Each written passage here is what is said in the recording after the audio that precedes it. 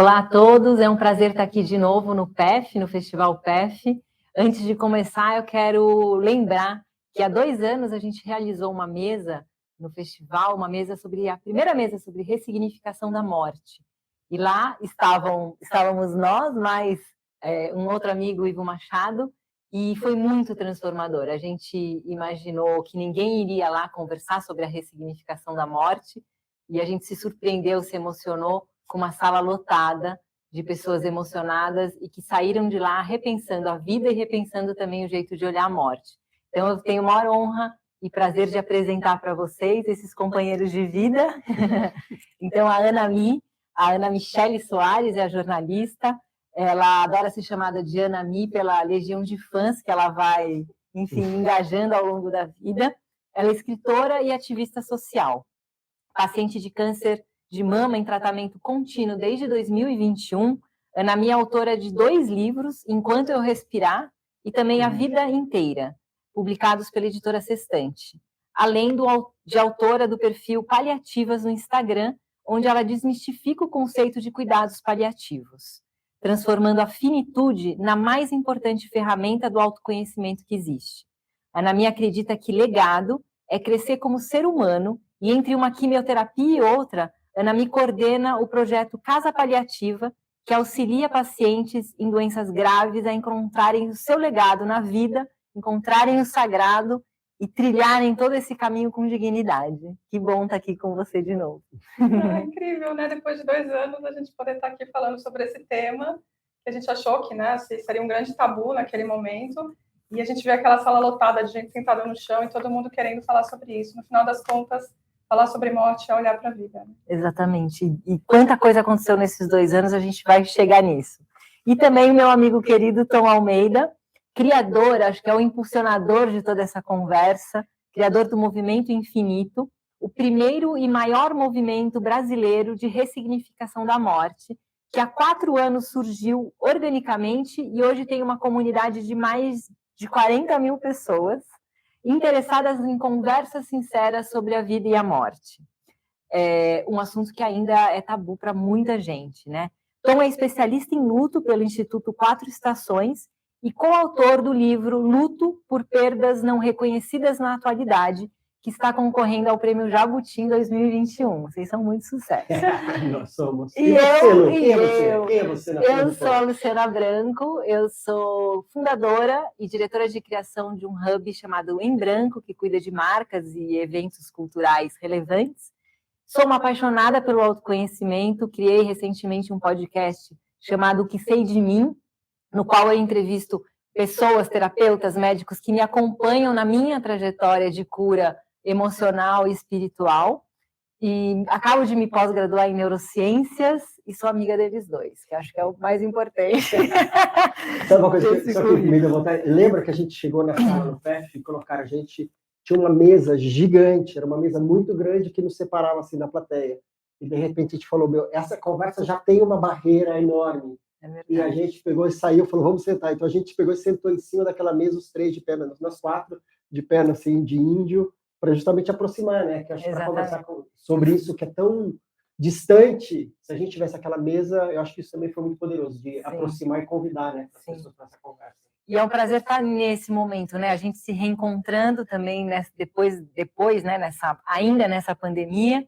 Então, eu queria começar a conversa inspirada pelo tema do PEF desse ano, que é a regeneração, escutando de vocês, porque embora a gente tenha mantido contato não tão próximo assim. Então, Ana Mi, o que você viu e regenerar em você nesses últimos 2 anos?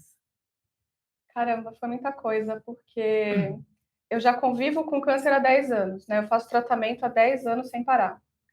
Então, já tem uma coisa muito complicada ali, eu já vivi um grande desafio.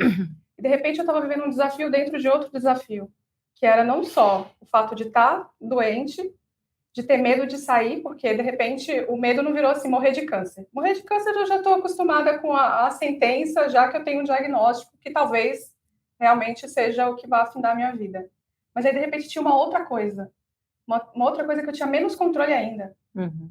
Então, eu estava presa num castelo, praticamente, assim, e para paciente oncológico, né, para quem convive com doenças graves, a gente já vive meio numa redoma. Porque a gente tem imunidade baixa, a gente já convive com vários desafios. E aí, de repente, eu estava bem. E quando a gente está bem, a gente quer aproveitar, porque a gente está vivendo um momento bom do tratamento, né? O tratamento está indo bem e tal, a doença está estável, a gente quer se jogar na vida, quer fazer as coisas que a gente não consegue fazer quando o bicho pega. E aí eu estava bem e eu estava trancada dentro de casa, sem poder sair, assim, né? Porque eu tinha muito mais risco de Covid do que de câncer naquele momento. Sim. Então, eu acho que se a gente for falar em regenerar, eu tive que regenerar a minha relação comigo. Uau. Minha relação com a própria doença mesmo, assim, né? Com câncer, com medo, porque do câncer eu já não sinto medo, porque eu já estou acostumada a conviver com ele. Mas, de repente, eu tinha medo de uma outra coisa. E aí eu falava, não, é muita esculhambação, eu ter câncer e morrer por causa de um vírus. Aí eu falei, não aceito, né? E você teve Covid. E aí, para piorar, tive Covid, mas por quê? Eu ainda tenho que... Eu tinha que manter a minha rotina médica. Então, eu vivi em hospital. Eu tenho que fazer exame, eu tenho que ir em médico. Então, numa dessas saídas, eu acabei pegando Covid. E aí foi outra coisa que eu tive que reconstruir. Mas até falando em regeneração, acho que o que me vem à cabeça é pensar que no momento em que eu estava com Covid, que daí eu câncer, Covid. O câncer, ele destrambelhou no meio do Covid. Eu recebi um laudo de uma progressão de doença ao mesmo tempo. E aí eu lembro de sentar no sofá da minha sala, lá no meu apartamento, e eu falei, Deus, me fala aí o que está acontecendo. O que mais quer de mim? Por onde eu começo? Assim, sabe, dá aquele momento em que você morre, sabe? Tipo, eu falo que morrer de vez em quando é a única coisa que me acalma. Então, foi tipo isso. Eu morri naquele momento que eu falei, não sei por onde eu começo, não sei o que fazer. Tô paralisada agora, porque por onde eu começo? O que eu faço? O que vai acontecer agora? Então, eu tava lá diante daquele muro, assim, sabe? Você não sabe para onde você vai. E aí, para onde você foi? E aí, sei lá, foi uma catarse. Fiquei lá numa meditação, fiquei pensando. E aí veio uma coisa para mim assim, a vida é tudo isso. E para mim, tipo, foi daí que nasceu o meu segundo livro. Foi a partir desse texto, a partir dessa reflexão. Porque eu falei, bom, se eu tô nesse tempo todo falando de autoconhecimento, falando que eu amo estar nessa vida, então eu não posso descartar os pedaços dela. Então, por que eu vou descartar o fato de que eu tô com Covid? É o fato, é isso que está acontecendo. Por que eu vou descartar o fato de que, caramba, eu tô tendo uma progressão do câncer? É isso que está acontecendo. E ainda assim eu consigo olhar para a vida e falar, vale a pena estar aqui. Eu amo a vida. Então, para mim, foi esse momento de falar assim, hoje eu entendo que é você viver por inteiro. É você realmente estar absolutamente à disposição. Então, acho que talvez essa tenha sido uma regeneração para mim, que é tipo de você pertencer a isso aqui. Sim. De verdade, assim, de coração, com entrega absoluta. Então, foi nesse momento que nasceu o meu segundo livro, que chama Vida Inteira, até por conta desse momento que eu vivi e que eu chorei largada, porque, assim, foi tipo o morrer e o renascer ao mesmo momento. E a vida sempre pedindo um pouquinho mais, né? Tipo, você tá lá já num tratamento, então, mas agora tem isso aqui. E aí, você tá de brincadeira ou você vai ser tudo aquilo que você diz ser, né? Eu acho que aí você se levanta e age, cria um livro. E você olhar para você, né? Eu falei, tá bom, deixa eu ser honesta comigo, assim, como que isso tá me impactando, tudo isso que eu tô vivendo? E aí, sabe quando eu, tipo, num suspiro, assim, sabe? Tipo, você fala, é tudo isso. Tá tudo bem. Então, talvez tenha sido um grande aprendizado da pandemia e me trouxe para a pessoa que eu sou hoje, nesse momento, sabe? Então, que já não é mais aquela de 2 anos, que já não é mais aquela de 2 anos, que talvez eu vivia os mesmos desafios, mas eu fui submetida a uma coisa muito, muito grande, assim, muito difícil, que poucas pessoas conseguem sair sem grandes marcas.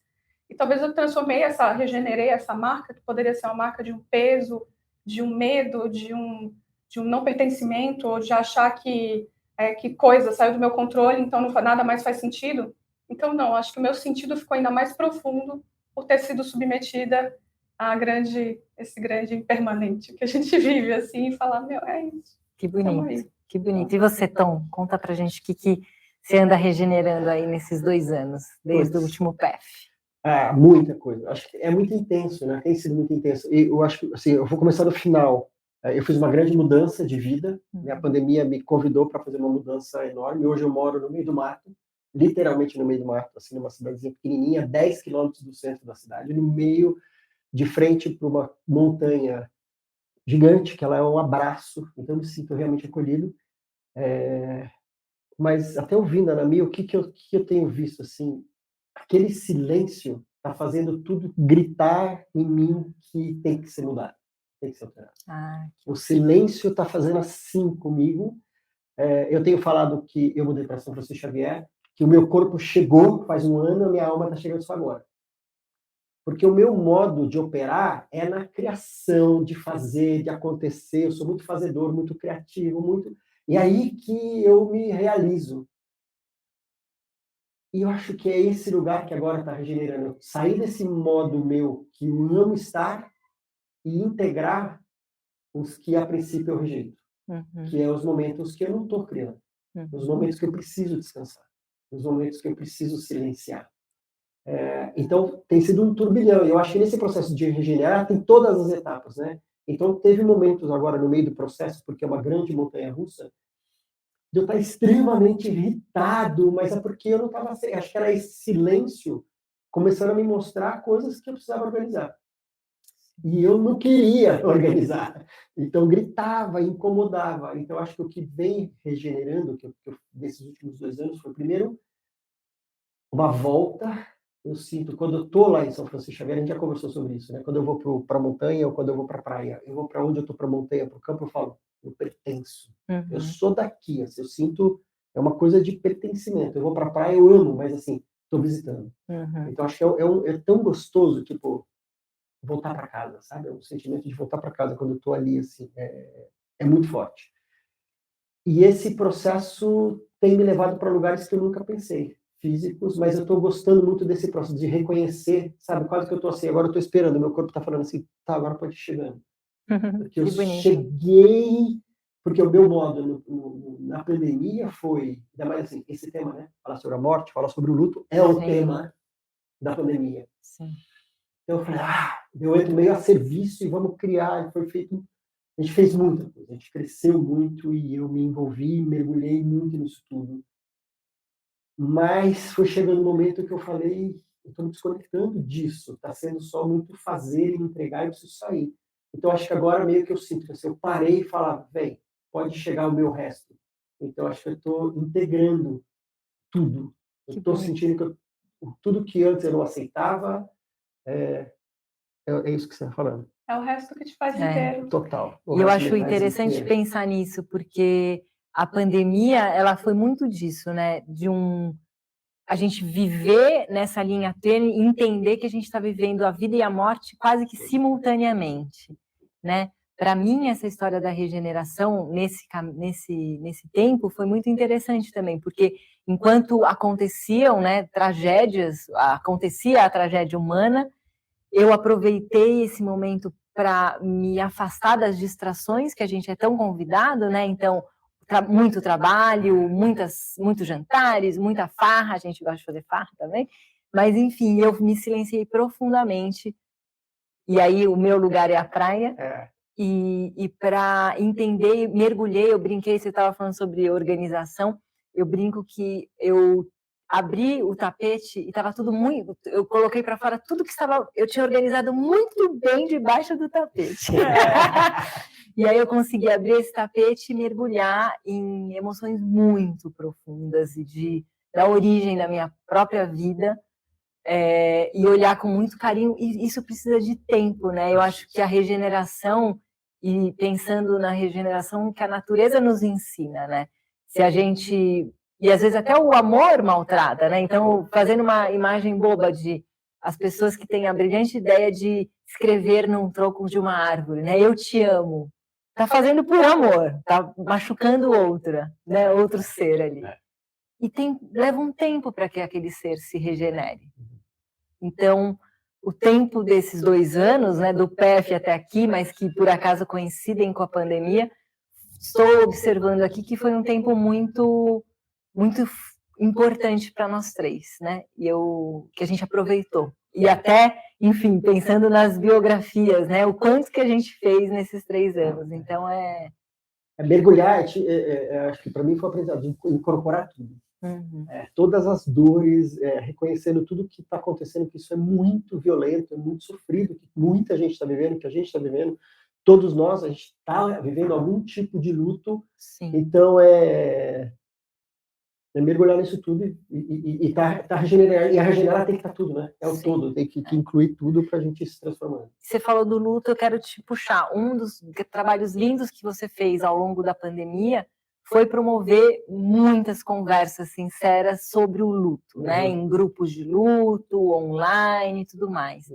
Você acredita agora, como um especialista no assunto, que o luto é um caminho de regeneração? Como que é? Me conta um pouco sobre o luto e o teu olhar para isso tudo. Inclusive, a pandemia foi quando eu fui fazer uma formação em luto. Então, eu me tornei um especialista em luto, porque eu precisava entender. Eu sabia dos meus lutos, de tudo que o infinito surgiu, por causa das minhas perdas, dos meus lutos, mas eu queria entender mais. Porque, inclusive, o luto, o infinito foi o processo de eu entender os meus lutos, de eu processar os meus lutos, porque é um processo. Acho que é importante dizer assim, o luto, ele é um processo natural, que a gente vive por causa de um rompimento de um vínculo afetivo. Então, ou seja, é um vínculo que eu tenho com uma pessoa, com algo. Então, assim, o luto ele não é só pela morte de alguém, mas a morte de uma possibilidade, a morte de um sonho, a morte de um relacionamento, a morte de um emprego. Então quando eu rompo aquele vínculo. Então, e esse rompimento, ele pode ser muito violento. Eu sempre gosto de pensar nessa imagem assim, que é um acidente.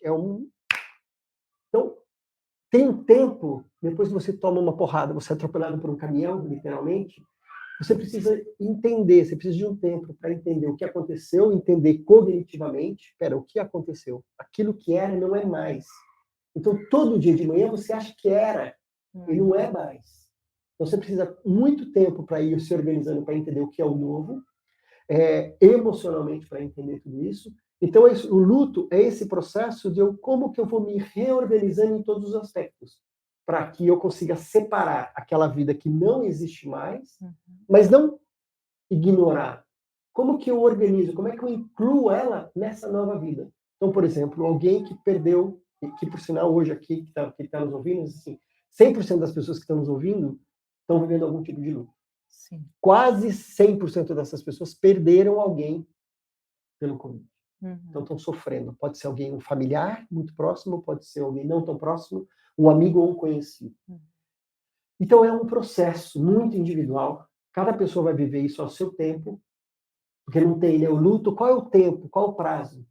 Depende, né? Qual o prazo de regeneração? Tem uma fórmula de regeneração? Essa planta demora um tempo, essa outra demora outro. Sim. Então, e também além do tempo, qual é a circunstância para que essa regeneração aconteça? Qual é o clima? Qual é o clima? Como é que eu preparo para que essa ferida se regenere? É isso, então o luto é uma grande ferida. Então, se eu crio um ambiente que ele possa se regenerar, ele vai se regenerar de uma forma mais saudável. Eu nem vou falar mais rápido, porque às vezes, né, o longo caminho curto, curto caminho longo, às vezes o regenerar rápido não é bom, às vezes regenera por cima, e fez a casquinha, mas embaixo ainda não está bom. Então é o tempo. Então acho que o que cabe a nós que estamos vivendo tantos lutos, o meu luto, o luto de vocês, de todo mundo, é como é que a gente é suporte para que essa regeneração aconteça.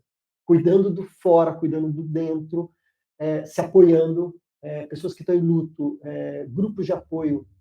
É muito importante para você se sentir, porque assim, o maior sofrimento de um enlutado é que ele precisa que a sua dor seja reconhecida. Eu estou vendo a tua dor, ela dói. E o que a gente faz como sociedade é tipo, não, mas já vai passar. A vida continua. Eu acho que não tem frase mais violenta, né? No momento. E passou, não foi tão importante. Então a gente é muito violento, a gente não tem uma educação para o luto. A gente não sabe lidar, a gente não sabe o que falar, a gente não sabe como se comportar. E o que a gente mais precisa é isso, um olhar no olhar do outro e falar assim, eu não sei como é que você está se sentindo, eu imagino que esteja doendo, mas eu não sei, a tua dor é diferente da minha. Então, é como que a gente está junto para promover essa... junto para regenerar, e respeitando o tempo, respeitando a dimensão da dor. Nunca o que eu imagino que é sofrer pela dor de alguém vai ser o que você vai se sentir. Sim. Então, não dá para a gente querer se colocar no lugar. E falar assim, eu estou aqui do teu lado, mas no teu lugar é só você que está. Claro. Mas eu vou fazer de tudo. Me conta como que eu posso te ajudar. Como que eu posso te dar a mão para te ajudar a atravessar isso, mas eu não posso fazer por você. Eu acho que eu não respondi a tua pergunta também. Claro que sim. Respondeu e já me deu até gancho para a pergunta da Ana Mi, que eu quero fazer para a Ana Mi, porque o Tom fala desses vários lutos, né? e na Covid, acho que tem essa coisa concreta da perda de vidas de pessoas que a gente gosta. Eu imagino que na sua trajetória você tenha vivido lutos a partir dos diagnósticos de uma ideia de vida que você tinha idealizado, vai ficar redundante, né? Mas que você tinha projetado para você e que o diagnóstico, num primeiro momento, disse, então, peraí, não será bem assim. Conta para a gente um pouco como que foi esse, ou como que você lida com esse luto. Na verdade, tem um termo que fala assim, é o rompimento do mundo presumido. Tem uma expressão, é o mundo presumido. Eu presumi que a minha vida ia ser assim, de repente, pá, não é mais nada disso. Então eu tenho que me organizar, falo, aquele mundo presumido não existe. E o que eu faço com isso? Não, maravilhoso. Não, é muito louco, porque na verdade eu acho que a maioria das pessoas, eu descobri aos 28 anos de idade. Então, quando a gente está nessa fase, 20 e poucos, a gente tem um mundo idealizado mesmo, assim, né? De o casamento perfeito, a carreira, o que eu quero daqui a não sei quantos anos, as viagens que eu planejo fazer, os filhos que eu quero ter. Então, a gente tem essa linha aí que a maioria das pessoas acaba dialogando nisso, né? Achando que realmente essa é a vida perfeita, essa é a vida que é a garantia do sucesso, né? A gente vive nessa sociedade meio obcecada por essa ideia de um sucesso a partir do que eu chamo hoje de anestesia. Sim. Que é o que você falou, tipo, tinha um monte de coisa embaixo do seu tapete, porque você não tinha tempo para limpar isso. Sim. Então, eu vivia exatamente o fluxo de que todo mundo vive. Então, eu tinha um casamento que, por acaso, era abusivo, então eu não sabia nem o que eu estava fazendo lá, mas eu estava lá. Então, quer dizer, a gente até se acostuma com o sofrimento, porque a gente quer entregar essa perfeição para as pessoas. A gente precisa dessa validação. E aí, de repente, veio um diagnóstico, que aí me fez olhar e falar assim, que vida que eu tô tendo? Assim, real, assim, sabe? Aquele momento que você, tipo, se depara. Talvez o meu luto tenha sido isso. De olhar e falar, vamos ser sinceros, que vida é essa? Beleza, você tá morrendo. Que vida é essa? Porque eu acho que quando você enfrenta esse muro da finitude, assim, né, de você ter que pensar, e se qualquer um aqui agora for fazer esse exercício de pensar, que pode ser que hoje seja o último dia, Sim. a sua pergunta vai ser, que vida que eu tive até agora? Então eu tive que fazer essa pergunta muito, muito nova, com 28 anos de idade. E aí eu vi que, tipo, eu estava sendo uma personagem, praticamente, assim, né? A personagem que é a casada, a personagem que trabalha lá e quer a carreira. E eu falei, mas isso realmente importa para mim, assim? E aí, então, ao longo dessa questão da doença, eu fui desconstruindo essas coisas de que parecia muito necessária para a minha felicidade. E aí você encontra um outro espaço. Você encontra um espaço em que você realmente consegue olhar para você e falar, agora sou eu de verdadeinha. Sem precisar desse monte de plano. E aí, até falando um pouco sobre essa questão do luto, né? O que eu vi durante a pandemia, por ter essa coisa do Instagram, que as pessoas gostam de compartilhar muito a vida comigo, de me contar as coisas. No começo da pandemia, eu comecei a receber muitas mensagens de pessoas absolutamente saudáveis. Não tinha nenhum desafio relacionado à doença, por exemplo. Não era paciente, nem nada. Mas elas me falavam de repente, uma vida que parou de fazer sentido, porque ela planejou o tempo inteiro uma viagem que ia fazer, e aí veio a pandemia, que a pandemia é o nome que vocês deram para o que vocês vivem. Para mim, o nome é câncer, por exemplo. Sim. Então, são esses momentos em que vem a impermanência, né, que a gente gosta muito de falar, vem o não controle que a gente tem sobre a vida e fala, oi, tudo bem? Cheguei. Só para lembrar, não há controle. Né? Quem manda sou eu, assim, né? Então, aí as pessoas paralisadas no nível paralisadas mesmo, porque elas condicionaram tanto a vida delas, o momento que elas estavam vivendo, ao fato de que elas iam casar em maio, e era março e acabou a pandemia, e começou a pandemia, e aí ela falou, como é que eu faço agora? Você que fala tanto sobre vida, não sei o quê. Para mim é tipo, sei lá, a vida acabou, assim. Então eu falei, olha como as pessoas morrem por besteira. Entendeu? Elas morrem porque elas acham que elas têm controle de alguma coisa. Sim. E aí elas têm que viver o luto disso o tempo inteiro. Ao invés de repente, elas entenderem que não há controle. E que tem que fluir. Tem que aprender a deixar fluir. Porque senão vai ser um luto muito complicado. Porque daí tudo que você achou que ia ser da sua vida está desconstruído. E aí é ruim, porque quando a pessoa, eu vejo, né, pelas partilhas que as pessoas têm comigo por causa dos livros e tudo, quando elas realizam o que elas idealizaram tanto, perde a graça.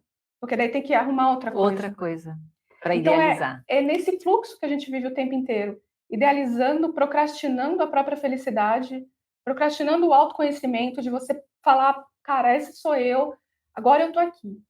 E aí, quando a gente fala de morte, né, eu acho que o Tom conhece muito isso, que é os pacientes terminais, eles têm arrependimentos, que são comuns. E quando você olha para isso, bom, eu olhei para isso e falei, eu não quero chegar, encerrar a minha biografia falando de arrependimento. Então você vê que é porque se afastou dos amigos, que é porque não foi quem queria ser, foi só o que poderia ser validado pelos outros, trabalhou demais e deixou de curtir algumas coisas que caberia nesse tempo, né? Não estou falando, ninguém vai trabalhar, vai todo mundo agora ser namastê e viver na floresta. Não, a gente pode viver bem nesse fluxo aqui, de ter o espaço para o trabalho, ter o espaço para a sua família, ter espaço para você ser feliz, ter espaço para você ser você, cara. Sim. Quem que a gente está querendo enganar? Então é muito louco, porque hoje eu vejo as pessoas tentando enganar os outros, tentando mostrar para os outros uma vida que elas não têm. E quem que está ganhando com isso? Porque o outro está lá do lado fazendo a mesma coisa. E aí você que vai dormir à noite vai falar assim, nossa, o dia inteiro que eu menti o dia inteiro. Gastei uma energia, Gastei uma energia para convencer os outros. É. E a gente deixa de ser a gente. E a vida acaba. Sim. A vida acaba para todo mundo. E a gente não sabe que momento vai ser esse. Sim. Então, até a gente estava conversando antes, né, de que as pessoas, às vezes elas tentam me falar assim, e se você não tivesse câncer, será que você teria? Eu não sei.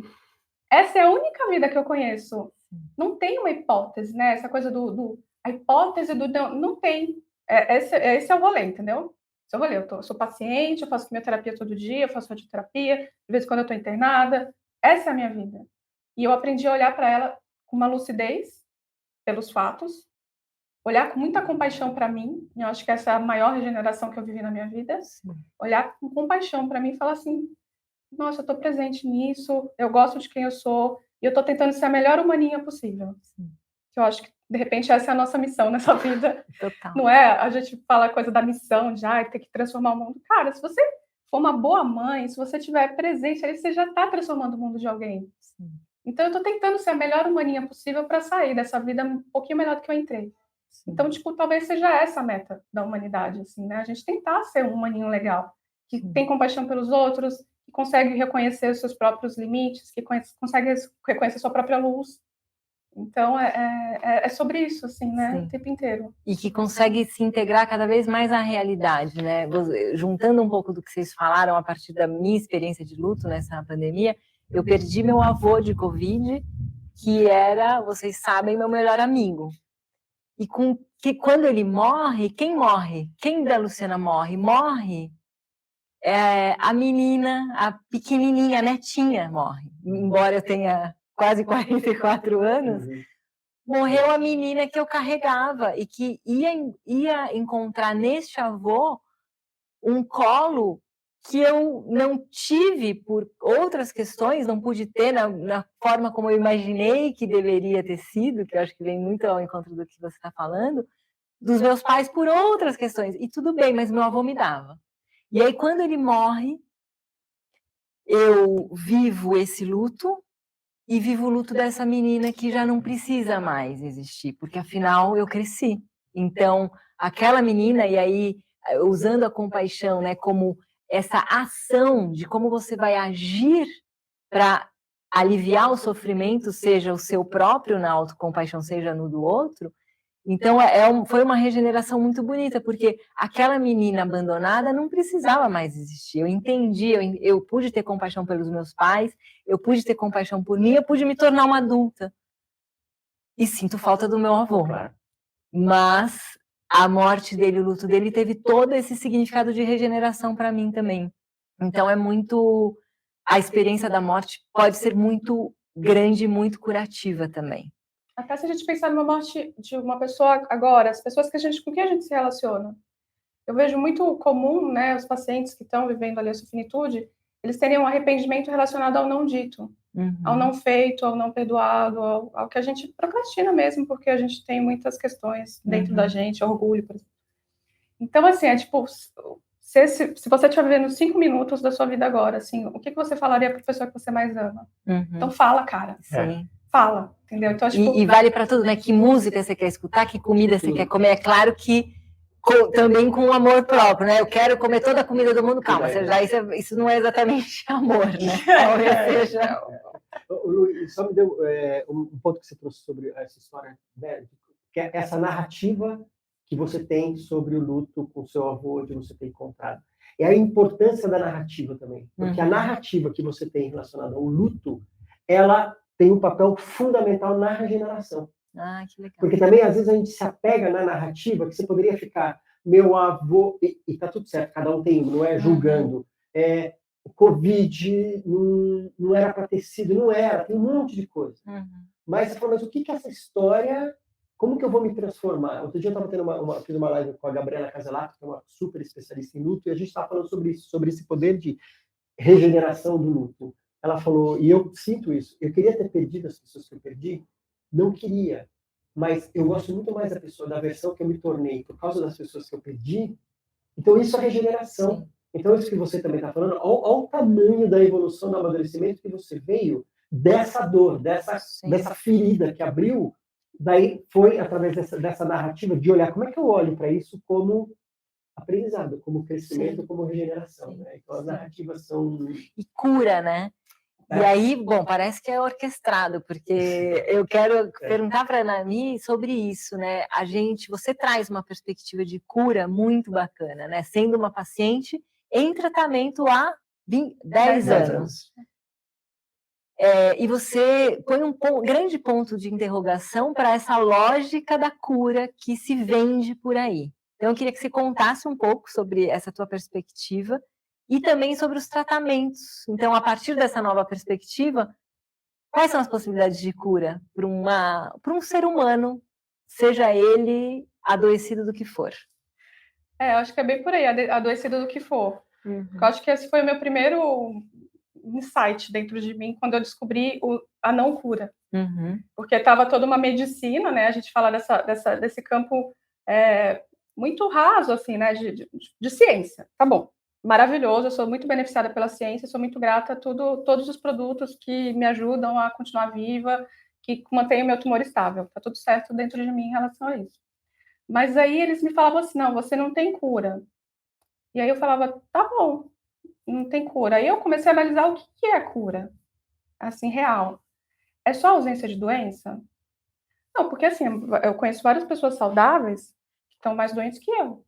Elas estão doentes porque elas não estão pertencendo a essa vida direito, ou porque elas têm umas mágoas de 300 anos que elas insistem em transformar numa raiva, porque, tipo, elas têm muitas questões que elas não conseguem olhar para elas. Nossa, tem tanta coisa, assim, dentro de um ser humano, né, que faz ele viver uma vida meio arrastada, assim, né? A coisa, tipo, eu odeio que me chame sobrevivente, porque sobrevivente, pra mim, eu imagino aquela coisa meio arrastada, assim, né? Que eu não sou, entendeu? Tipo, eu sou vivente, pra caramba, entendeu? Então, quem pode olhar nos próprios olhos ali no espelho e falar assim, nossa, eu sou muito curada, eu tô muito feliz nessa vida, eu tô bem, eu integro todos os desafios, o que tá ruim, o dia ruim faz parte, tá tudo certo. Quantas pessoas conseguem sustentar isso, assim, honestamente? Então, quando eu comecei a receber um monte de mensagem de gente que não tinha nada a ver com câncer, com doença nenhuma, e teve gente que me doou órgãos, por exemplo, falou assim... Você me falou um dia. Acho que eu até coloquei no livro, porque foi muito simbólico aquele momento, aquela pessoa desabafando para mim, que para ela tanto fazia ter aqueles órgãos saudáveis, que se ela pudesse, ela dava tudo para mim. Porque eu tenho amor pela vida, porque para ela tanto faz.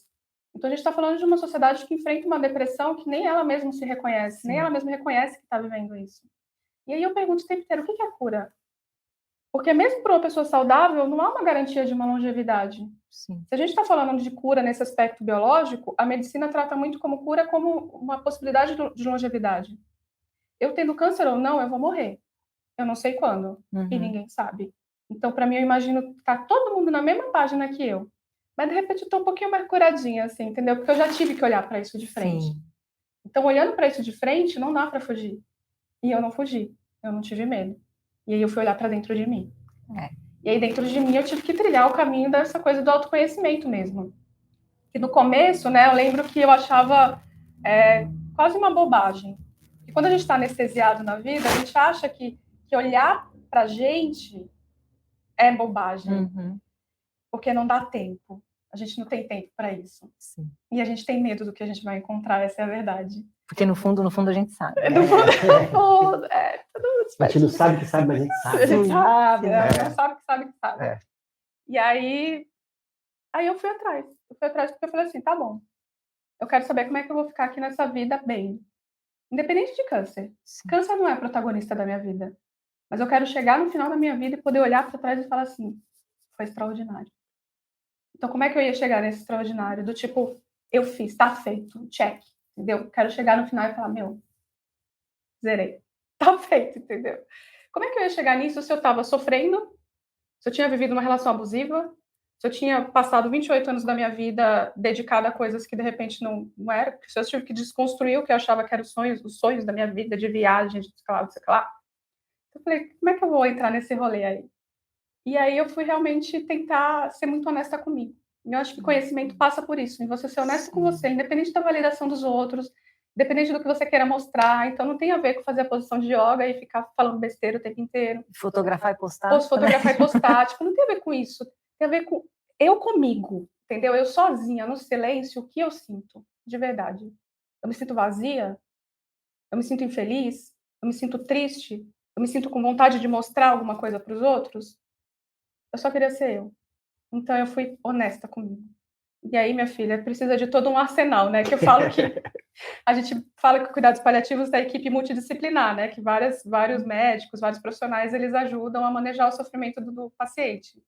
No meu caso, eu já queria multidimensional. Maravilhoso. Porque disciplinar já era pouco. Foi atrás do multidimensional. Aí eu fiz tipo quase uma lista mesmo, assim, do que eu precisava entender em mim.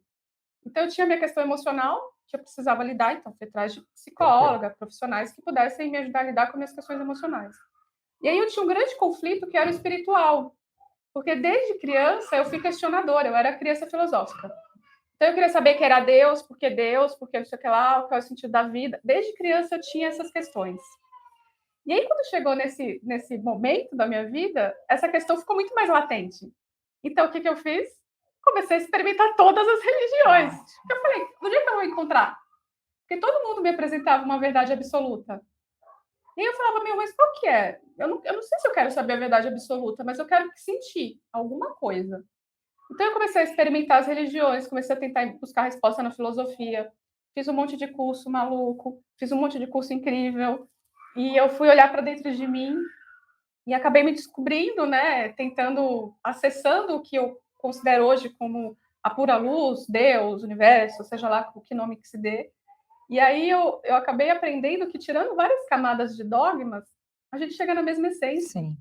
E a gente chega na mesma resposta, de que talvez o sentido para tudo isso seja sentir a vida. Ai, que coisa óbvia. Mas não é, a gente não pensa nisso. E talvez, assim, tipo, o que é essa transcendência, Deus, cara, a gente nunca vai caber no tamanho da nossa consciência. Mas a gente sabe que é a expressão de um amor. Então, por que a gente não pratica isso verdadeiramente? Que lindo. Então, acho que foi esse meu caminho, assim, né? Óbvio que eu tive ajuda de teólogo. Não, eu realmente eu sou muito adepta das medicinas da floresta, né? Para quem conhece. Então, acabou me ajudando muito no meu processo de autoconhecimento, mas, claro, cada um que vai encontrar suas respostas do jeito que quiser.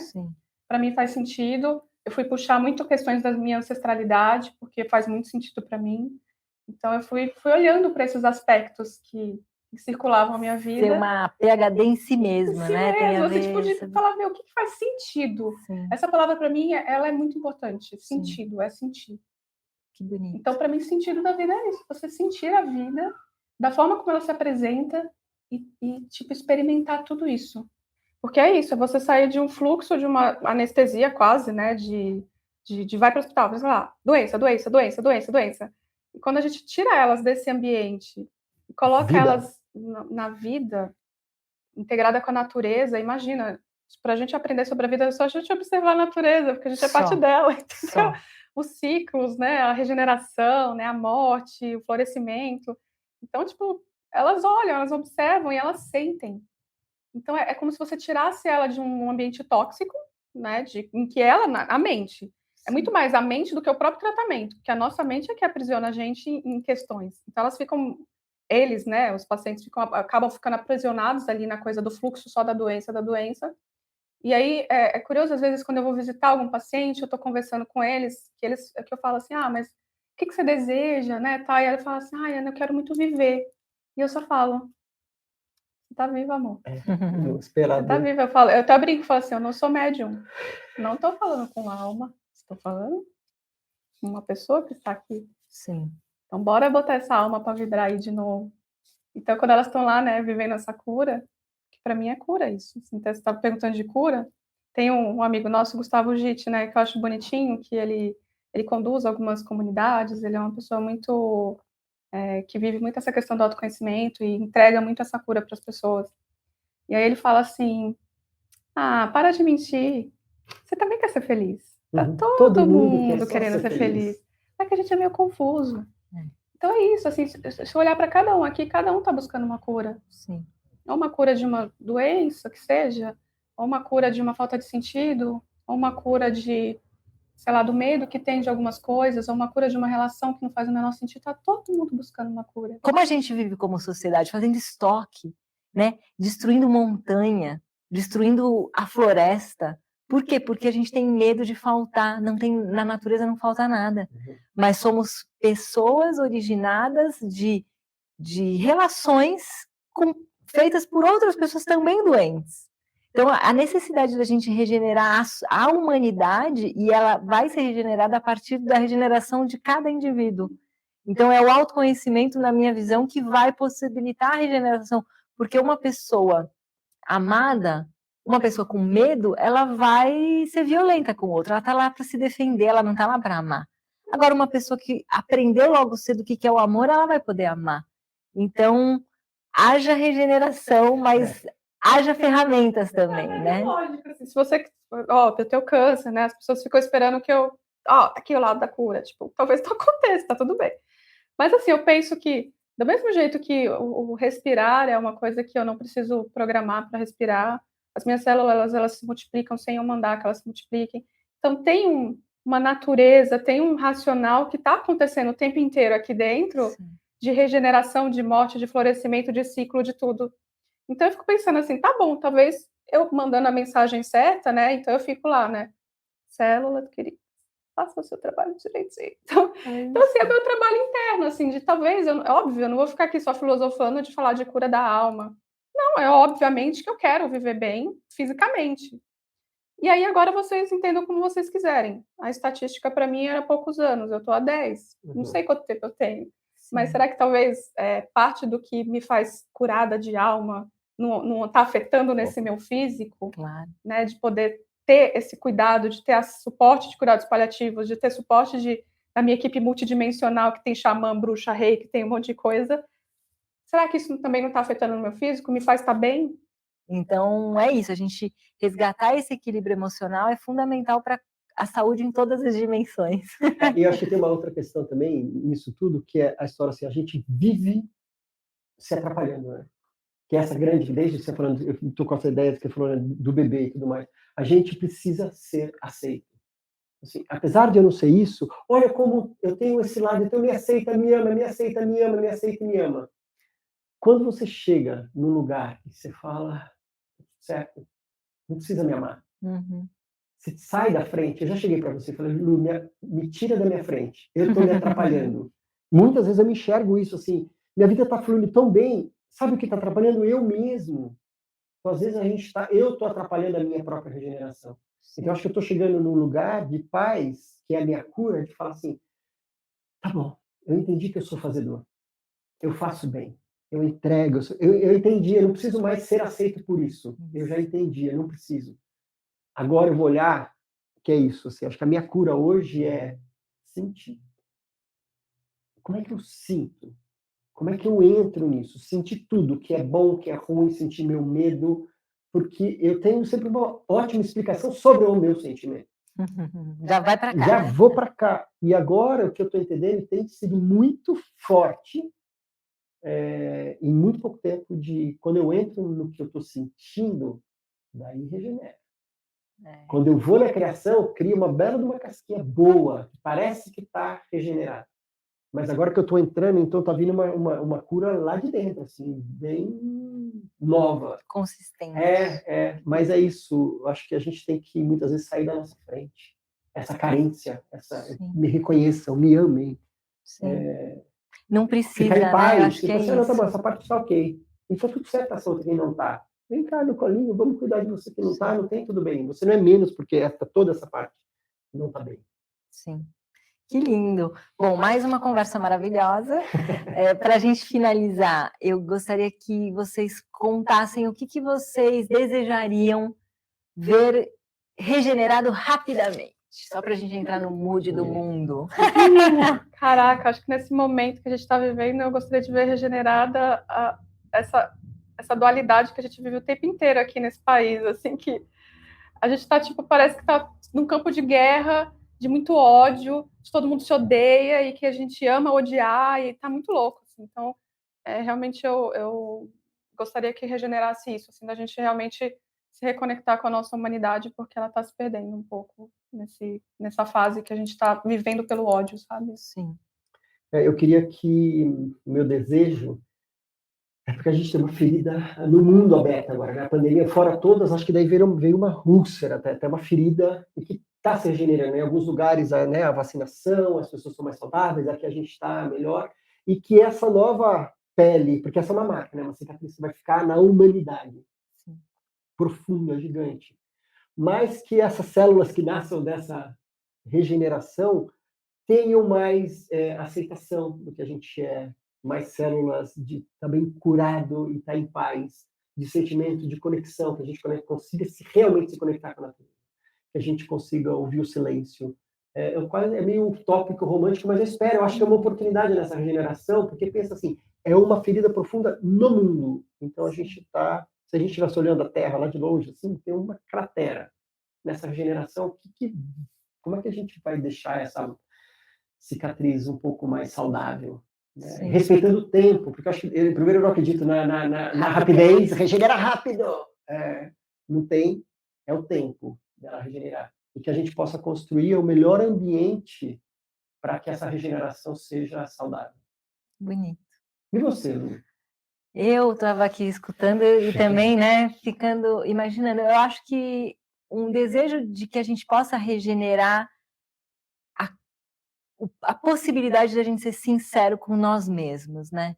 Então, assim, quem é essa essência original que não se transformou em algo para receber um amor, entendeu? Que não se fingiu algo que não se é para ter uma atenção. Então, que a gente consiga ter regenerar essa possibilidade de simplesmente ser o que a gente é originalmente, que é o jeito mais bonito que a gente, né? Foi criado de uma forma perfeita para esse mundo, para que a gente possa, a partir desse lugar regenerado, aí ser melhor para o mundo inteiro, né? Então, eu espero e agradeço a nossa conversa. Espero que a gente tenha... Regenerado. Eu já estou muito mais regenerado aqui agora. E inspirado, né? Convidado as pessoas para essa jornada. Né? E eu acho que todo mundo realmente aprenda a matar as mentiras antes que a morte chegue. Isso, com coragem, matar né? as mentiras antes que a morte chegue. Acho que é isso. Se a gente morrer com a verdade, deve ser algo muito bom. Aqui, né? Você ainda não morreu. Haja como isso. É isso. Haja desta Obrigada. forma. Obrigado. Obrigadão. Até.